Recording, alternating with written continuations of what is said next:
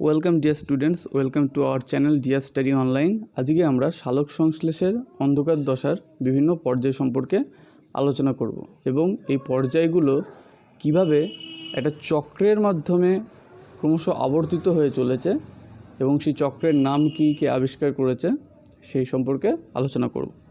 তো শুরু করার পূর্বে যদি আমাদের চ্যানেলটি ভালো লাগে চ্যানেলটিকে অবশ্যই সাবস্ক্রাইব করো, ভিডিওগুলো দ্বারা উপকৃত হলে ভিডিওটি লাইক করো, শেয়ার করো এবং কোনো সমস্যা হলে তোমাদের সমস্যাগুলো কমেন্ট বক্সে জানিও। এবং হ্যাঁ, পাশের বেল আইকনটা প্রেস করতে কিন্তু ভুলো না, তাহলে আমাদের সমস্ত ভিডিওর নোটিফিকেশান সবার আগে তোমাদের কাছে পৌঁছে যাবে। তো চলো আজকে শুরু করি সালোক সংশ্লেষের অন্ধকার দশা বিভিন্ন পর্যায়গুলো এবং সেটা কীভাবে একটা চক্রের মাধ্যমে সৃষ্টি হচ্ছে। তো দেখো, শুরু করার আগে এটা যেহেতু অন্ধকার দশা, আমি আলোক দশার যেটা আগের ভিডিওতে বলেছিলাম যে আলোক দশার যে বিভিন্ন পর্যায়ক্রমগুলো এবং তার ফলে কী সৃষ্টি হয়েছিল ওটা একবার সংক্ষেপে বলে। তাহলে আলোক দশায় কী হয়েছিল না, সূর্যের থেকে আগত সৌরশক্তি যেটা কার মধ্যে ছিল, ফোটন কণার মধ্যে, সেই ফোটন কণা শোষণ করে যে জল শোষণ করেছিল উদ্ভিদরা তাদের মূলের সাহায্যে, সেই জলের ভাঙন ঘটেছিল এবং যেটাকে আমরা ফটোলাইসিস বলেছিলাম।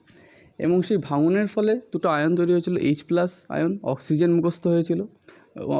মুক্ত হয়েছিল এবং ওই H+ আয়ন দ্বারা আবার কি পাতার মধ্যস্থ যৌগ NADP বিজারিত হয়ে NADPH+H+, অর্থাৎ NADPH2 গঠন করেছিল। তো এই গিয়েছিল হচ্ছে সমগ্র আলোকদশার ঘটনা, অর্থাৎ আলোকদশার অন্তিম বস্তুরূপে আমরা পেয়েছিলাম NADPH+H+ আয়ন। ওকে, তো এই গিয়েছিল আলোক দশা। এবার দেখো, অন্ধকার দশাতেও কিছু ঘটনা কিন্তু সেই আলোক দশার ঘটনার সাথে কিছুটা হলেও যুক্ত আছে, কিন্তু এখানে যে মেটেরিয়ালসটা সর্বক্রমে যুক্ত সেটা হচ্ছে কিন্তু কার্বন ডাইঅক্সাইড, বাতাসের কার্বন ডাইঅক্সাইড। কারণ আমরা জানি সালোক সংশ্লেষের জন্য উদ্ভিদ যেমন মূলের সাহায্যে জল শোষণ করে, সেরকম আবার বাতাস থেকে কার্বন ডাইঅক্সাইড গ্যাসও শোষণ করে থাকে। ঠিক আছে, তাহলে দেখো এখানে কি হয়, প্রথমে বাতাস থেকে কার্বন ডাইঅক্সাইড গ্যাসটা কি হয়, পাতার মধ্যস্থ একটা যৌগ থাকে, সেটা যৌগটার নাম হচ্ছে RUBP বা রিবুলাস বিসফসফেট, এবং সেই যৌগটাও এই অন্ধকার দশার ফলেই কিন্তু তৈরি হয়ে থাকে। অন্ধকার দশার বিভিন্ন পর্যায়ক্রমের ফলেই তৈরি হয়ে থাকে, সেটা আমরা একটু পরেই বুঝবো। তাহলে পরিবেশ থেকে আগত কার্বন ডাইঅক্সাইড পাতার মধ্যস্থ যৌগ RUBPর সাথে যুক্ত হয়ে প্রথম স্থায়ী জৈব যৌগ PGA গঠন করে, অর্থাৎ কার্বন ডাইঅক্সাইড রিবুলাস বিসফসফেটের সাথে যুক্ত হয়ে প্রথম স্থায়ী জৈব যৌগ ফসফোগ্লিসারিক অ্যাসিড গঠন করে। এবং এই ফসফোগ্লিসারিক অ্যাসিডে কার্বনের সংখ্যা থাকে 3টে, তাই একে 3 কার্বন বিশিষ্ট প্রথম স্থায়ী জৈব যৌগ বলা হয়। কিন্তু এই যে বিক্রিয়াটা এবং বিক্রিয়ার ফলে 12 PGA সৃষ্টি করতে একটা এনজাইম সাহায্য করে থাকে, সেই এনজাইমটার নাম হলো হচ্ছে রুবিস্কো এনজাইমটা এই বিক্রিয়াতে সাহায্য করে থাকে। ঠিক আছে, এবং সাহায্য করে এবং এর ফলে কি হয়, 3 কার্বন বিশিষ্ট প্রথম স্থায়ী জৈব যৌগ 12 PGA তৈরি হয়। এবার এই 12 PGAটা তৈরি হলো এবং এই 12 PGA থেকে কি হয়, আলোক দশায় যে ATP উৎপাদন হয়েছিল শক্তি সমৃদ্ধ, ওই 12 PGAটা ওই ATPর সাথে যুক্ত হয় এবং ATPর সাথে যুক্ত হয়ে 12 অণু DPGA উৎপন্ন করে, ডাইফসফোগ্লিসারিক অ্যাসিড উৎপন্ন করে। তাহলে PGAর সাথে 12 অণু ATP যুক্ত হয়ে ডাইফসফোগ্লিসারিক অ্যাসিড তৈরি করে। কিন্তু এই মুহূর্তে যখন এটা তৈরি হয়ে গেল, তখন এই পর্যায়টার ক্রমে কি হয়, PGA থেকে যখন DPGA তৈরি হলো ATPর সাথে যুক্ত হয়, তখন আবার কি হয়, এই ATPটা তোমার ADPতে কনভার্ট হয়ে যায়। যে ATPটা তৈরি হয়েছিল মানে ADPর সাথে PI যুক্ত হয়, যেটাকে আমরা ফসফোরাইলেশন বলেছিলাম, যে ADP হচ্ছে দুই অনু ফসফেট গ্রুপ, দুটো ফসফেট গ্রুপের সাথে আরেকটা PI যেটা ইনঅর্গানিক ফসফেট যুক্ত হয়ে ATP তৈরি হয়েছিল, সেই ATPটা কিন্তু এখানে আবার ভেঙে ADPতে পরিণত হয়ে গেল এবং 12 DPGA বা 12 DPGA ডাইফসফোগ্লিসারিক অ্যাসিড তৈরি গেল।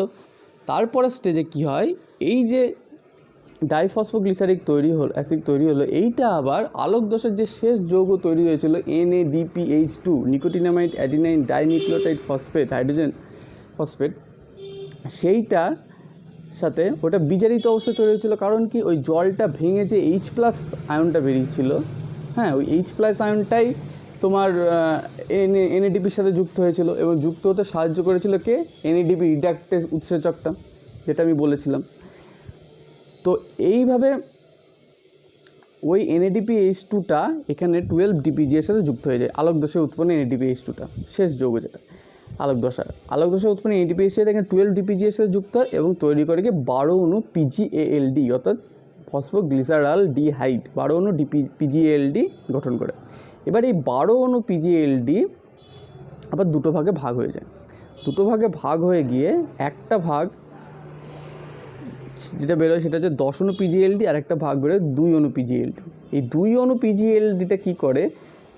2 অণু PGALD থেকে তৈরি হয় ফ্রুক্টোজ ডাইফসফেট, যেটা 6টা কার্বন বিশিষ্ট হয় এবং সেটাই আবার গ্লুকোজে রূপান্তরিত হয়ে যায়। আলটিমেটভাবে এই ফ্রুক্টোজ ডাইফসফেটটাই আলটিমেটভাবে তোমার গ্লুকোজে রূপান্তরিত হয়ে যায় এবং যেটা উদ্ভিদরা তাদের খাদ্য হিসেবে গ্রহণ করে থাকে এবং সেটা বিভিন্ন ফ্লোয়েম বাইকের মাধ্যমে উদ্ভিদের সারা শরীরে ছড়িয়ে পড়ে থাকে। কিন্তু এই যে 2 PGALD থেকে নেয় ফ্রুক্টোজ ডিফসফেটের মাধ্যমে গ্লুকোজ তৈরি হলো, কিন্তু এই যে 10 অণু PGALDটা পড়ে থাকলো, এই 10 অণু PGALD আবার কী করে? কিছু অন্তর্বর্তী কার্বন যৌগ গঠনের মাধ্যমে তৈরি করা হচ্ছে 6-RUMP, রিবিউলোজ মোনোফসফেট। এই রিবিউলোজ মোনোফসফেট কি তৈরি করে হচ্ছে 6 অণু RUBP। তাহলে ওই যে পাতার মধ্যস্থ যৌগ 6 অণু RUBPটা ছিল, যেটা পরিবেশে কার্বন ডাইঅক্সাইডের সাথে যুক্ত হয়েছিল, এই 6 অণু সেই রিবিউলোজ বিসফসফেটটাই এই রিবিউলোজ বিসফসফেট, যেটা 6 অণু বা 6 অণু RUMP থেকে তৈরি হয় এবং এই RUBPটা 5 কার্বন বিশিষ্ট। ওকে, এবং আবার পুনরায় এই 6 RUBPর সাথে পরিবেশের কার্বন ডাইঅক্সাইড যুক্ত হয়, 6 অণু কার্বন ডাইঅক্সাইড পরিবেশ থেকে যেটা সালোক সংশ্লেষের জন্য লাগে উদ্ভিদের গ্রহণ করে, সেটা যুক্ত হয়, যুক্ত হয়ে আবার কি হয়? এই যে 12 PGA বা প্রথম স্থায়ী জৈব যৌগ, যেটা 3 কার্বন বিশিষ্ট হয়ে থাকে, সেটা গঠন করে থাকে। তাহলে দেখো সমগ্র প্রক্রিয়াটা একটা চক্রাকারে আবর্তন হলো। 12 PGA থেকে পুনরায় আবার 12 PGA তৈরি হচ্ছে এবং সেটা একটা চক্রের মাধ্যমে তৈরি হলো এবং কিন্তু চক্রের একটা জায়গা থেকে PGALD থেকে PGALD 2 ভাগে ভাগ হলো। PGALD 10 অণুটা 12 অণু PGALD 10 অণুটা চক্রের মাধ্যমে ঢুকে গেল এবং 2 অণু PGALD থেকে সেটা আলটিমেটভাবে গ্লুকোজ উৎপাদন করে ফেললো। এবং এই যে সমগ্র চক্রটা অন্ধকার দশার, এটা দেখেছিল বা পর্যবেক্ষণ করেছিল সর্বপ্রথম বিজ্ঞানী মেলভিন কেলভিন, এবং তার নাম অনুসারে এই যে কেলভিন, তার নাম অনুসারে এই চক্রটার নাম হয়ে থাকে কেলভিন চক্র বা কেলভিন সাইকেল। ওকে, তাহলে এই গেল হচ্ছে আলোক দশার পুরো সম্পূর্ণ ঘটনাক্রমটা এবং সেটাকে মেলভিন কেলভিন একটা চক্রের মাধ্যমে দেখিয়েছিল এবং সেই চক্রটার নামই হচ্ছে সালোক সংশ্লেষের অন্ধকার দশার কেলভিন চক্র বা কেলভিন সাইকেল। ওকে, তো এই গেল কেলভিন চক্র। যদি বুঝতে কোনো অসুবিধা হয় তাহলে অবশ্যই জানাবে, ঠিক আছে? ওকে।